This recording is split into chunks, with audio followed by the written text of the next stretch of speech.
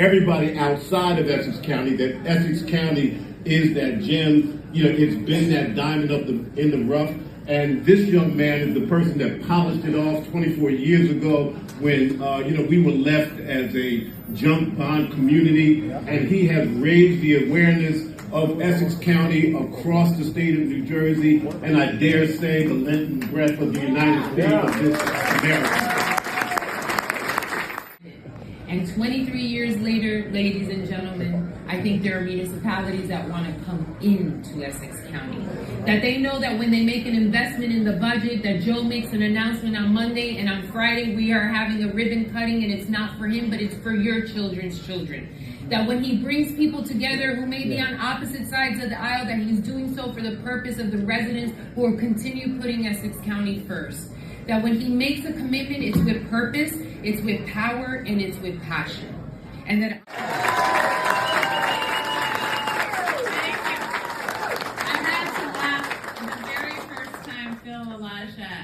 introduced me. I was just running for Congress, and he didn't know quite how to introduce me. Do you remember what you said? You go, and now, helicopter pilot Mikie Sherrill. But it is wonderful to be here today. I have to tell you, one of the greatest compliments that you can give a leader in the military is that he or she leads from the front. That's right.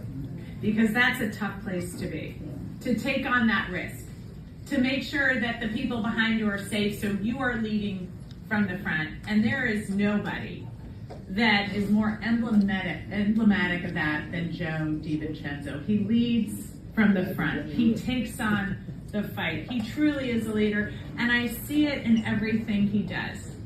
So he's willing to work for people. He knows how to bring people together. He knows how to make people feel included. He knows how to make everybody feel like everybody has a part in the future of this county and of this state. And you can see it in the people he supports. I went to Joe early on. I sat down with him at the Verona Diner with Phil. Phil was skeptical of my candidacy. I sat down with him and I talked to him, and he was very worried about the Turtleback Zoo, and he was telling me about concerns he had there. And I said, Joe, I want to run. And he goes, well, if you work hard, if you're going to work hard for people, I'll keep talking to you. We'll see how it goes. And he did. Even though Phil kept telling him, I don't know. We kept working, and then he was there for me. And he helped me get to know every part of Essex County.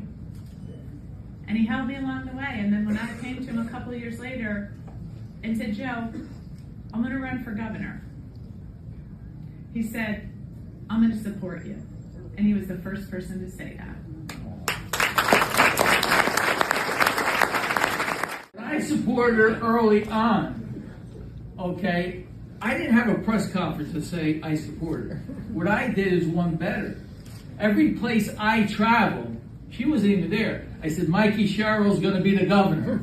Mikie Sherrill's going to be the governor. Calling people up. Say, listen, you better be on the bandwagon now. You're going to miss it. Mikie Sherrill. First of all, the reason I was for her is because look what she was doing as a congresswoman.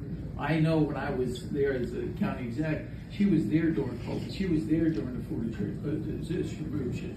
She was right there. She has a big heart, but she's doing such a tremendous job. You know, one thing I teased her about, the night of, I think it was her swearing in, I called her at 10 o'clock at night. Remember we were anticipating that snowstorm? That big snowstorm? I called her. I said, I don't want to tell you what I said. I said, Mikie, it was a great day today.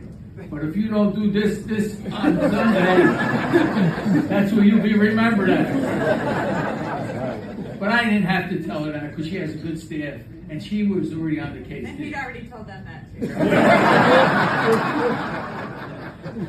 She did such an amazing job.